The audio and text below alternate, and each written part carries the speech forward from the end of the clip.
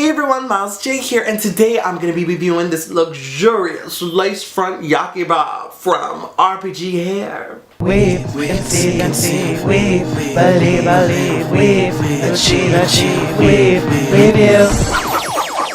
we review weave. So I received this hair in a box, and the box came to me through FedEx, I believe, and it got to me in about 2 weeks, so the wait wasn't that bad. And when I unwrapped the box, it came in this bag with this hairnet, and I just took it out and it looked just like this.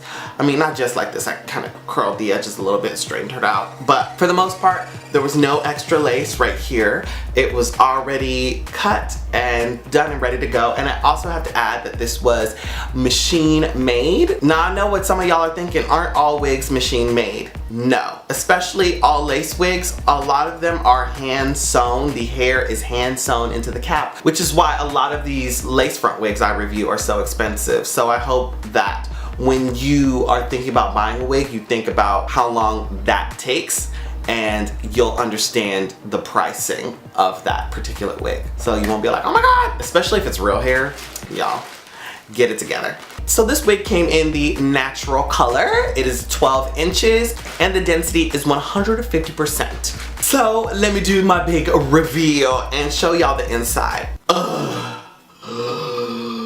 So on the inside we have our lace front, as you can see right here. This is where the part is. Now that's good if you can see straight through that part, because that means all we need to do is have like a flesh colored cap or powder the part a little bit so that way it'll match the color of your actual scalp, and boom, it'll blend. So this part goes back pretty far, I would say, all the way back to here, but you really can't see anything right there. And on the inside of the cap there are 2 clips that you can clip onto the nape of your edges. Now I really actually don't like clips in my wigs. The only time I appreciate them is if they're in the back, because it helps keep the wig down when I'm putting it up in a high ponytail. But in the front, you can feel it literally tugging your edges out, which is the exact opposite reason of why I put on wigs. I want to preserve my edges, so I use these to preserve them, but these combs, I do not use these. Now in the very, very back, there is a comb. Now I like the combs. The combs are secure and they stay secure. These really don't tug too much at your edges, but you can certainly feel a pressure, but it's not to the point where you're like, oh my God, ow. Now what I really liked about this wig is that I didn't have to cut the lace at all. I didn't have to worry about cutting the lace. I didn't have to do nothing. I didn't have to do any alterations. I really like the fact that they sewed in the tracks on the edges, because when you lift up your hair, it doesn't look as obvious that it's a wig and you can't see the inside of the lace, but there is kind of like a hard hairline. It's not extremely noticeable unless you like looking like, is that a wig? And there's also an extra comb on the top of the head, the dome, but my hair is not out, so it's practically useless. And there's also draw straps in the back, so that way you can adjust this to your liking. That looks pretty natural from where I'm standing right here.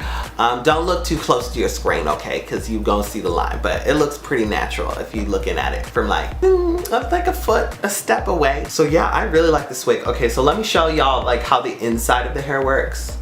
Like you see that? That doesn't look like bad at all from where I'm sitting. Like you can obviously tell like it's probably not coming out of my head, but you can't see any lace, you can't see anything like wiggy that like, so I'm not mad at it. I'm not mad about it at all. I also chose a different texture this time around. Now I don't know if y'all have heard of Yaki, but she is thicker than a Snicker, meaning that this hair is thicker than the normal silky textures that you normally see on human hair wigs. Yaki textured hair often resembles black hair that has been chemically straightened. So this one looks like I just got a fresh perm straight from the salon. I'm living for her. Also, there really hasn't been very much shedding. I've been putting my hands through her, brushing her out, and there was only like a small fraction that fell out when I first got her, and I really haven't seen any shedding since then. Like, you can find this wig in the cheap wig section.